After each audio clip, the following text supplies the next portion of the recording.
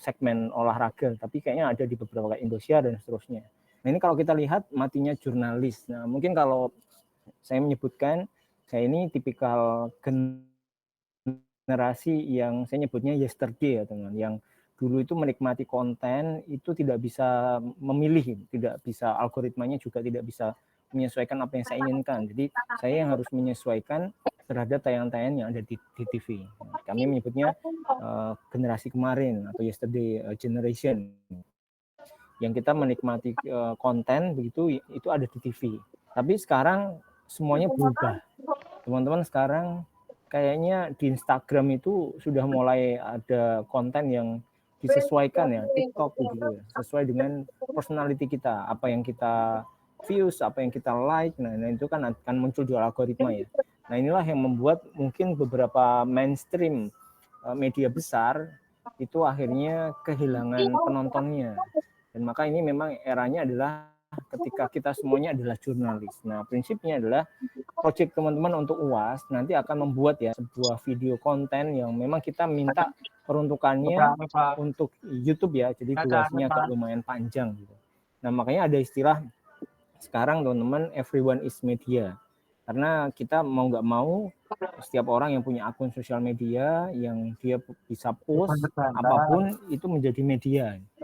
Jadi kalau dulu itu media itu dia punya peralatan yang besar ya, yang komplit, krunya ada puluhan mungkin ya, mungkin ada bahkan ratusan gitu. Tapi kalau kita sekarang lihat Denny Sumargo, kemudian Deddy Corbuzier yang dia mulainya dulu start di awal itu cuma beberapa orang. Bahkan kalau kita lihat ada salah satu konten namanya Dr. Indrawan itu yang mengulas tentang bisnis begitu, itu dia mulainya single ya, single konten kreator gitu. Yang nggak punya tim, dia shoot sendiri, kemudian dia post sendiri, dia edit sendiri, dia post sendiri. Yang sekarang udah diakuisisi oleh Deddy Corbuzier ya. Jadi kalau kita menyebutnya sekarang adalah era di mana everyone adalah media. Dan menariknya teman-teman, ada istilah the rich ya. The rich itu kalau kita lihat dulu di zaman bapak ibu kita, mungkin kalau kita mendengar orang kaya, quote and quote, itu dia adalah orang-orang yang punya pabrik gitu, orang-orang yang punya gudang gitu atau manufaktur lah ya. Nah itu bisa kita sebut dengan the rich. Kenapa? Karena penghasilan dia itu besar ketika dia membuat atau mencetak atau memproduksi produk dalam jumlah yang banyak, sehingga produk itu yang menjadi sumber funding ya atau sumber revenue keuangan bagi dia. Nah, era berikutnya itu bergeser mulai era-era distribusi, di mana Alfamart, Indomaret yang awalnya nggak punya produk, dia bisa menjadi the rich, asalkan dia bisa delivery produk. Dan kita bisa melihat ya, sekarang powerfulnya Alfamart, Indomaret, kemana-mana, di mana-mana itu kita pasti melihat logo-logo ini ya, warna-warna ini, kan warna-warna strip 3-nya, warna-warna strip 2-nya, merah dan kuning, orange gitu kan, itu adalah warna Alfamart. Nah, ada era di mana sekarang teman-teman, itu era di mana kita melihat ada cara lain untuk menjadi the rich, yaitu menjadi seorang kreator. Nah, mudah-mudahan ini ya, prolog kita itu men-trigger teman-teman untuk menjadi seorang kreator, bahwa mungkin kalau kita melihat sekarang ekonomi kita lagi sorry itu saya misalkan quote and quote lesu, karena kita melihat perbandingannya adalah sektor formal. Nah di Indonesia sendiri pun sektor informal itu cukup menjanjikan ya, artinya teman-teman sebenarnya setelah nanti kuliah itu tidak harus bekerja di sektor formal, ada sektor lain ya. Kalau misalkan teman-teman ada yang tidak terlalu passion bekerja 9 to 5 atau bahasa sekarang ya kita nyebutnya budak corporate gitu kan. Nah itu teman-teman ada cara lain teman-teman, yaitu menjadi seorang kreator. Dan uniknya kalau ngomongin kreator itu sangat-sangat luas terbukanya. Dan kalau kita lihat ya, konten kreator ini adalah seorang yang kita sebut sebagai seorang influencer ya di media digital. Nah ini salah tiga ya dari sekian ratus, mungkin bahkan sekarang mungkin akan ada ribuan ya konten kreator yang ada di Indonesia dengan konten yang sangat-sangat beragam ya teman. Kalau kita melihat David Gadgetin yang dia cuma nge-review gadget ya, namanya aja Gadget In ya, atau Motomobi yang dia spesifik nge-review Motomobi, otomotif ya, dengan ciri khasnya memakai apa itu namanya, buff ya, buff yang ya dengan ciri khasnya itu ya, itu menjadi personal premium, walaupun namanya juga terkenal ya di MasterChef, ya Chef Arnold. Tapi sekarang banyak sekali teman-teman muncul konten-konten yang sebenarnya kadang tidak pernah terpikirkan, kok bisa ya mereka bisa monetize dari video itu ya, karena dia menjadi seorang konten kreator, dia punya segmen market, dia punya, kita nyebutnya apa ya, brand personality, atau dia punya loyalis audiens, sehingga itu menjadi channelnya tadi loh.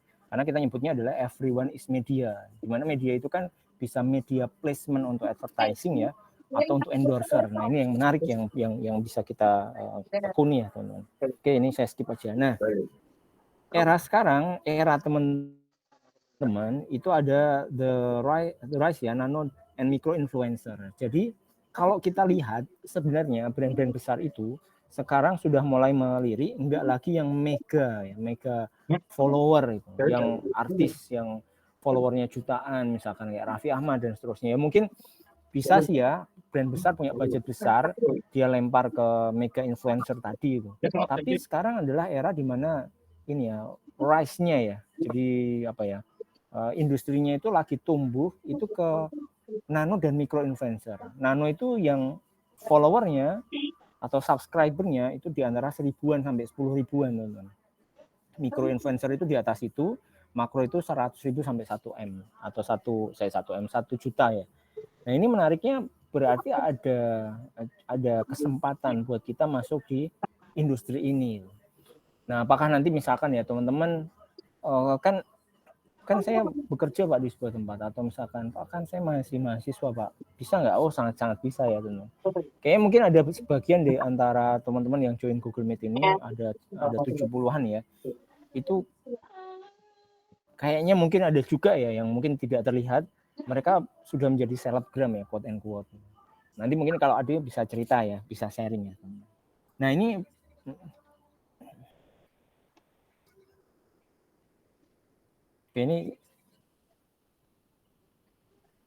nah ini contoh nih. Nah ini adalah 3 dari sekian mungkin saya nyebutnya ratusan ribu atau mungkin jutaan konten ya yang berseliweran di sosial media kita, bahwa konten-konten itu ternyata teman-teman bisa dimulai dari hal-hal yang kita suka. Misalkan ya ada copywriting, ini ada konten receh. Kalau dilihatnya settingnya dia cuma pakai mikrofon yang ada dari handphone, bukan handphonenya, earphone-nya. Kemudian yang satunya memang udah agak serius ya tentang kuliner. Ini coba kita lihat ya. Mungkin ada sebagian teman-teman nanti setelah ini ya akan mencari ide atau referensi. Oh gimana ya caranya bikin konten gitu kan? Atau apa konten apa yang akan kita buat.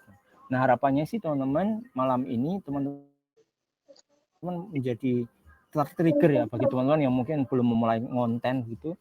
Kira-kira mau nekuni konten di bidang apa? Ini kalau kita bicara Pak konten asal ya itu jangan ya. Jangan sampai kita konten asal.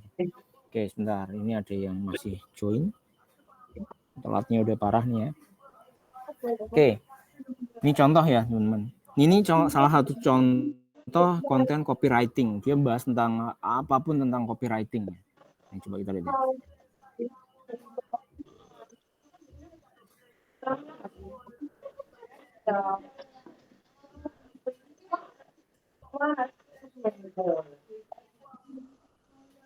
Oke, mohon maaf ini audio videonya terdengar nggak ya? Boleh feedback salah satu?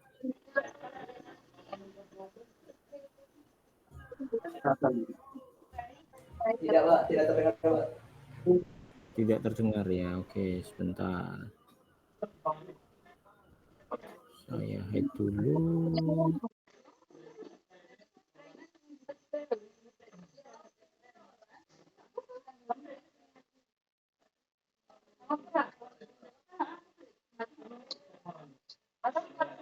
Saya coba gini ya.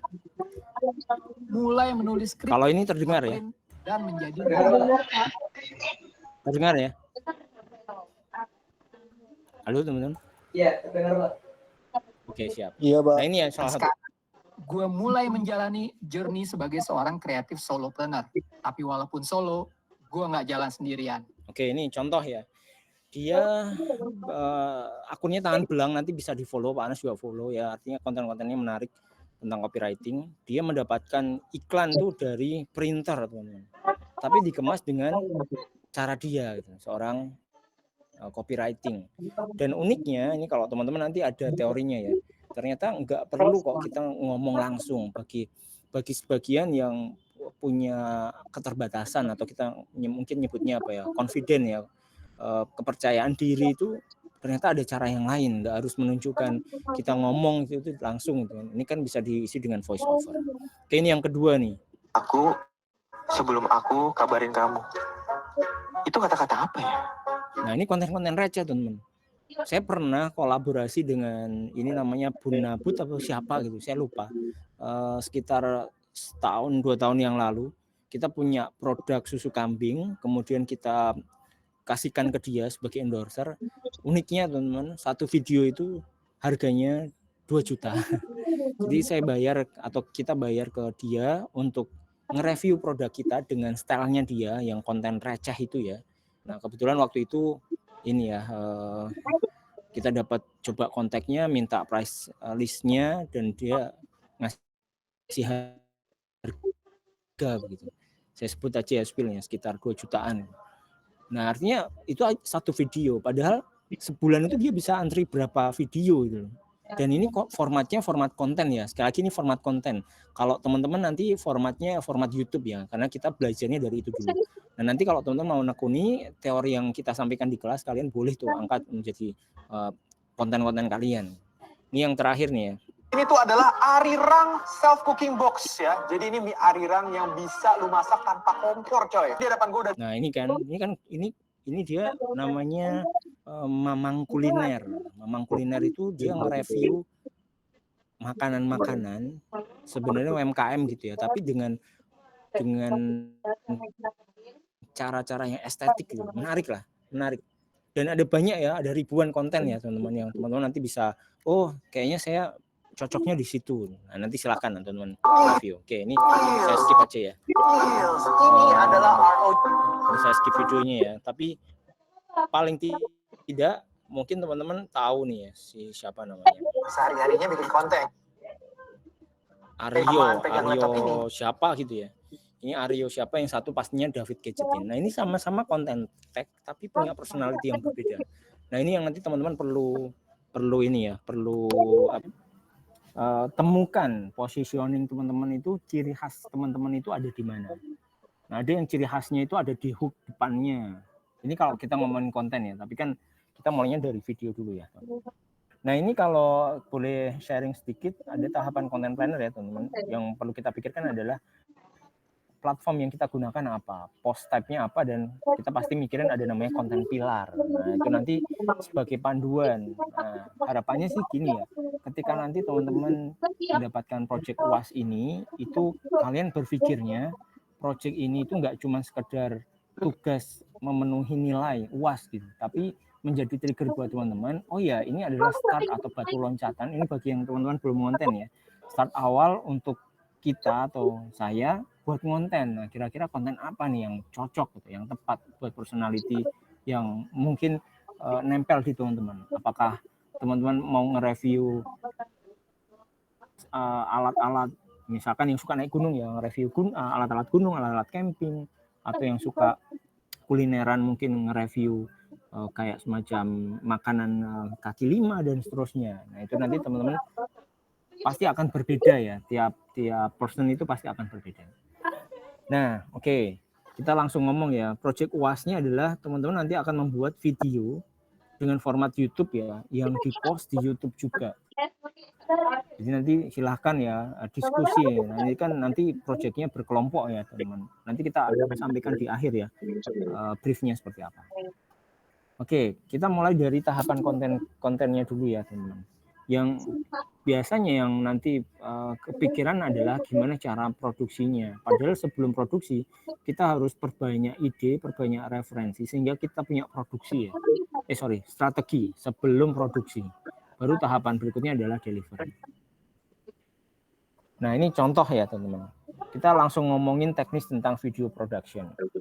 Nah kita masuk ke step berikutnya, yaitu tentang prepare UAS-nya ya. Jadi nanti teman-teman akan membuat video tutorial atau video review ya, atau video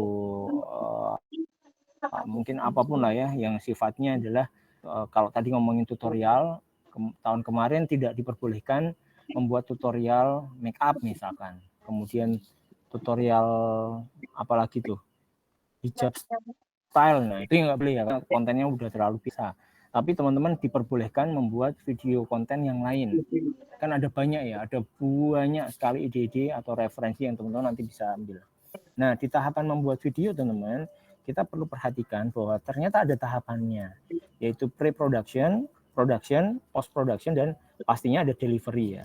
Nah, kita jarang sekali ya membuat sebuah video itu yang diawali dengan tahap pre-production yang quote and quote kita nyebutnya apa ya, well planning atau sempurna.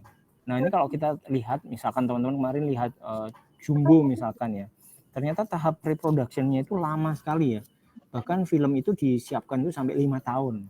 Nah kan kadang kita melihatnya di tahapan ini ya, delivery ya, kalau ini tangannya delivery itu kan berarti tayang ya, apakah itu posting atau uploading. Padahal ternyata ada tahapan ini yang kadang tidak kita sadari, ini adalah tahapan yang penting yang jangan sampai terlewatkan. Nah, di tahapan ini ada namanya pre-production, tahapan di mana teman-teman harus menuliskan dulu ya, scripting ini wajib ya, kemudian planning, scheduling, dan prop ya, propertinya itu disiapkan. Tahap berikutnya adalah production, saya nyebutnya the quickest ya of video production. Jadi kalau kita ngomongin production ini sebenarnya tahapan tercepat. Loh kok bisa Pak? Iya, karena kita sudah melaluinya di tahapan ini. Orang production itu nggak perlu dia improve, nggak perlu dia mikirin oh ini nanti setelah ini gimana ya, dia cukup baca storyboard.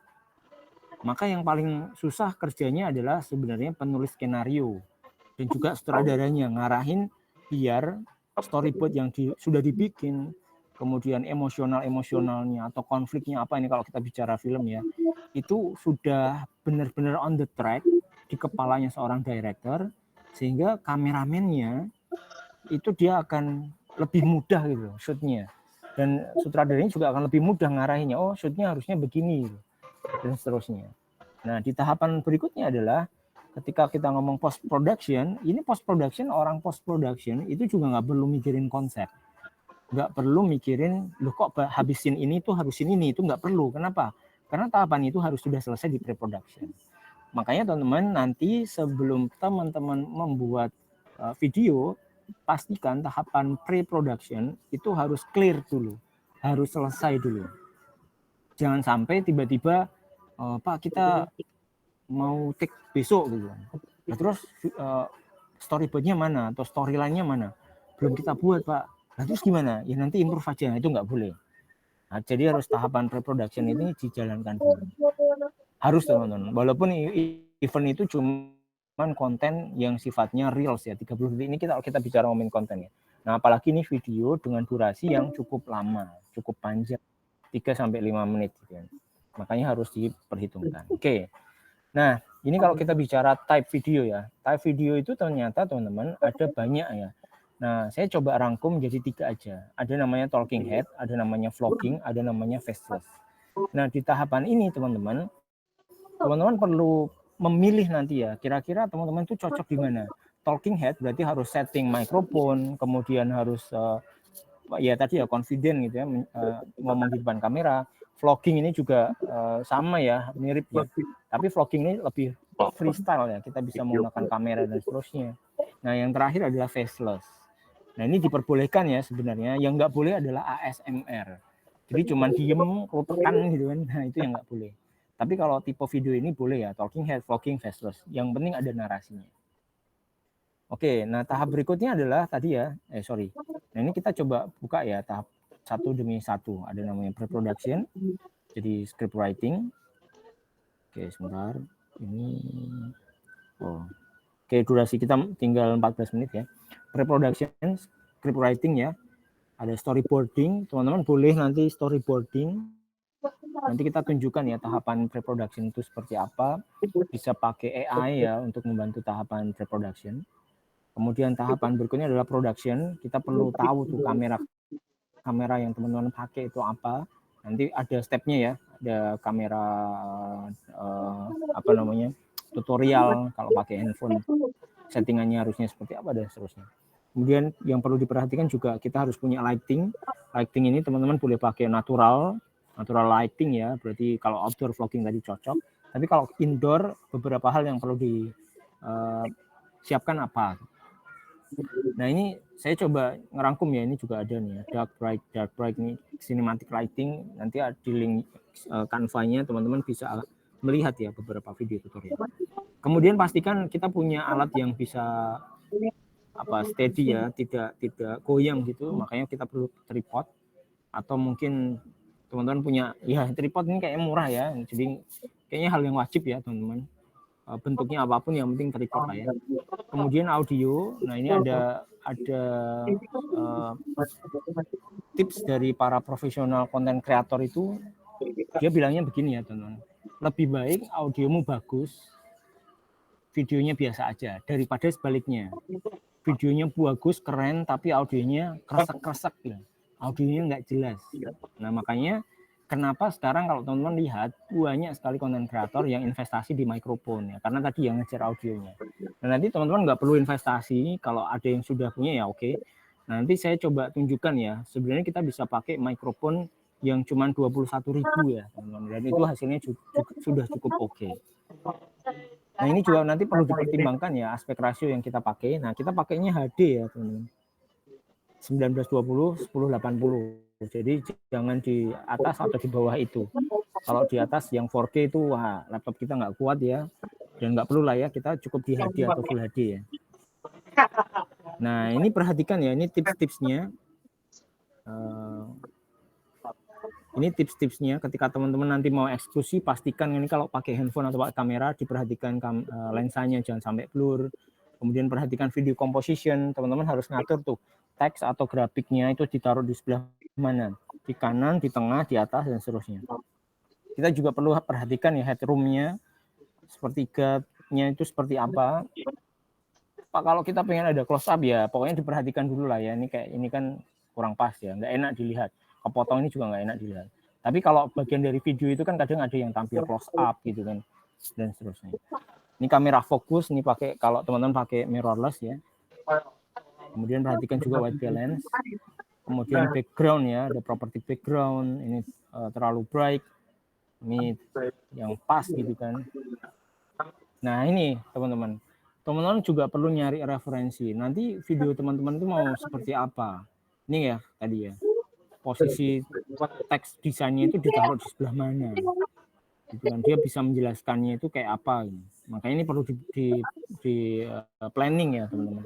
Maka kita perlu namanya storyboard. Kemudian juga perhatikan ya saat recording itu environment-nya sedang sibuk atau enggak. Nah ini kayak saya ya, Google Meet tapi di kedai kopi, di mana kedai kopinya dia mengeluarkan musik-musik gitu kan. Nah, ini kan agak mengganggu ya. Ini kalau tapi kan ini kita nggak take video untuk ini ya, kebutuhan konten ya. Jadi it's okay lah.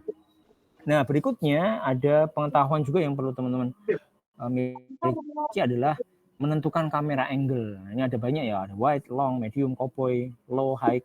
Nah ini yang sekarang lagi, nggak sekarang sih ya, dari dulu kayaknya tren adalah POV, kita bisa point of view ya dari kita gitu kan. Dan terakhir ada B-roll. B-roll itu footage apa, dia jelasin apa, tapi kita bisa shoot video yang lain.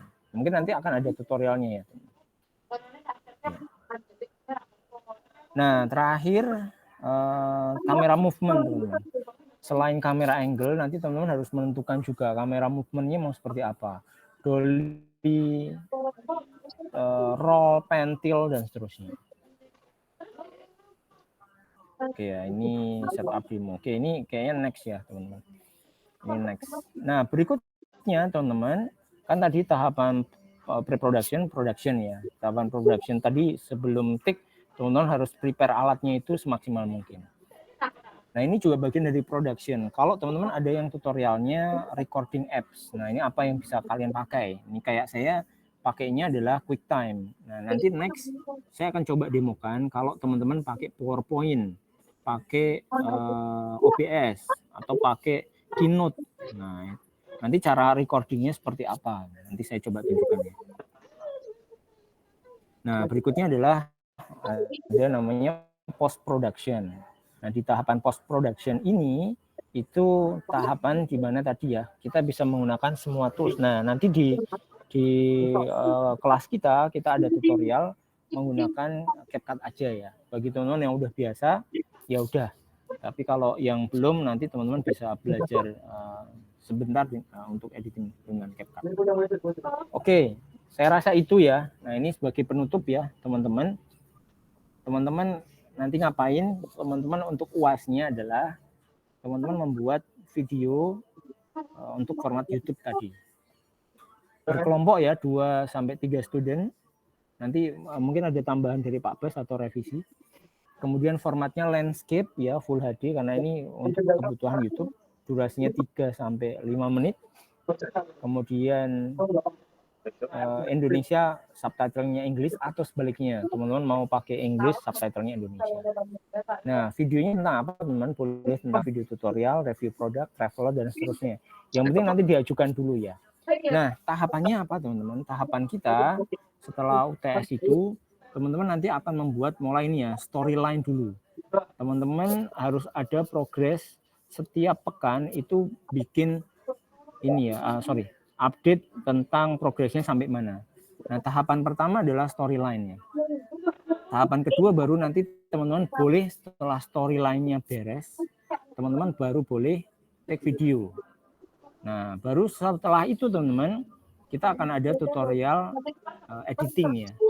Tutorial editing. Nah, mungkin minggu depan kita mulainya take video dulu ya. Gimana kalau pakai handphone gitu kan. Gimana kalau screen pakai PowerPoint itu recordingnya seperti apa. Baru tahapan berikutnya editing. Nah, setelah editing baru upload. Caranya upload di YouTube itu gimana? Kalau bagi teman-teman yang udah tahu ya oke, nggak apa-apa. Tapi nanti kita akan ada tutorial. Oke ya teman-teman, saya rasa itu dulu. Jadi setelah ini teman-teman harus ngapain? Setelah ini silahkan tentukan kelompoknya. Nanti kita buatkan template-nya ya. Kelompoknya siapa aja. Kemudian silahkan buat storyline-nya. Template-nya juga kita share. Kemudian durasi videonya 3-5 menit ya. Nah, nanti silahkan dikumpulin minggu depan ya teman-teman. Sekali lagi minggu depan. Nanti linknya kita share di grup teman-teman. Oke, saya rasa itu dulu teman-teman. Sudah panas? Siap Pak Bas, ada pertanyaan silakan. Wah, ya. Jadi minggu depan itu tetap yang Senin, tetap hari Senin ya, yang Kamis hari Kamis. Jadi tidak seperti malam ini hampir 90 orang kita baca Pak, lama banget ternyata absen satu-satu. Iya Pak Bas. Ini Ya. ada revisi tidak Pak Bas? Durasinya 3-5 menit cukup ya Pak Bas? Ya cukup banget loh. Ya. Terus harus tetap berbahasa kebalikannya ya. Jadi ketika Anda memberi tutorial pakai bahasa Indonesia, maka subtitlenya pakai bahasa Inggris. Ya.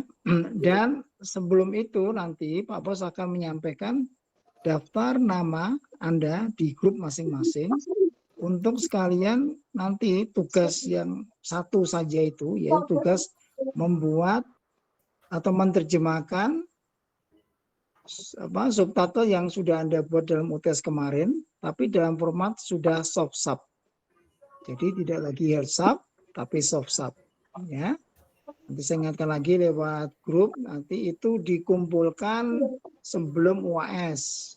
Jadi nanti satu semester ini cuma ada satu tugas, yaitu menerjemahkan UTS atau kemarin ya berupa movie trailer, diterjemahkan ke dalam bahasa kebalikannya ya. Kalau Anda kemarin subtitle pakai bahasa Indonesia ya, terjemahnya pakai bahasa Inggris. Kalau Inggris ke Indonesia, seperti itu ya. Hati-hati, menerjemahkannya harus tetap mengikuti aturan main di subtitling step kemarin ya, bahwasanya satu telop itu harus sebisa mungkin satu kalimat utuh. Kalau tidak utuh harus disambung di bawahnya gitu ya. Atau kalau mau tidak di bawahnya ya berarti satu telop itu disambung dengan titik 3 kemudian ada sin lagi, berikutnya titik 3 lagi awalnya, terus begitu menyambung sampai titik. Nah, kemarin pada waktu TS itu masih banyak yang masih lupa ya bahwasanya satu telop itu nggak sepanjang itu ya, atau bahkan dibagi cuman 2 tetapi harus pakai koma, itu bukan seperti itu. Atau yang ada percakapan misalkan ya, percakapan itu Pak Bos sudah mengingatkan bahwa kalau you pakai tanda slash, backslash ya, bukan backslash tapi slash saja, atau backslash betul ya, itu tidak ada tanda baca sama sekali ya. Meskipun dia itu adalah kalimat tanya gitu ya, jadi nggak ada lagi tanda tanya. Tanda tanya baru backslash, nggak ada ya. Kemarin masih ada yang seperti itu. Oke, sekalian kamu kalau pas nonton bioskop perhatikan juga ya, sekalian juga nyocokin benar apa tidak itu apa yang kita pelajari ya. Siapa yang masih suka nonton bioskop yang Hollywood ya, yang tayang sudah resmi itu ya, itu kan penerjemahannya memang sudah pakai template seperti itu subtitlenya. Jadi itu pakai untuk tandingan misalnya untuk nyocokin apa yang kita pelajari ya. Oke, begitu Pak Anas. Hari ini direkam nggak Pak? Saya rekam Pak Bas. Oh, alhamdulillah ya, oke. Termasuk yang tadi absen tuh Pak? Tidak Pak. Oh ya, itu betul. Panjangan nantinya. Ambil setengah jam aja. Oke, Siap, Pak bagus Pak Anas. Oke, thank you. Jadi semuanya hari ini dipahamkan oleh Pak Anas apa yang dipersiapkan sebelum Anda bekerja dengan teman Anda sebagai tim ya untuk membuat sebuah video tutorial yang mana akan diajarkan juga pengambilan gambar yang benar dan sebagainya. Siapa tahu di antara Anda ada satu yang jadi konten kreator yang bisa berhasil ya. Oke, thank you Pak Anas. Ada Baik, yang Pak bertanya? Tidak ada ya. Oke, baik. Pak Anas, kita ketemu lagi insya Allah hari Senin jam 7 dengan 2 kelas dan hari Kamis ya dengan Siap, Pak 1 Bas. kelas. Terima Baik, kasih Pak Bas. semuanya. Terima kasih teman-teman. Nanti Yuk. kita lanjut di grup share Pak. Terima kasih Pak Bas. Iya, monggo. Selamat malam.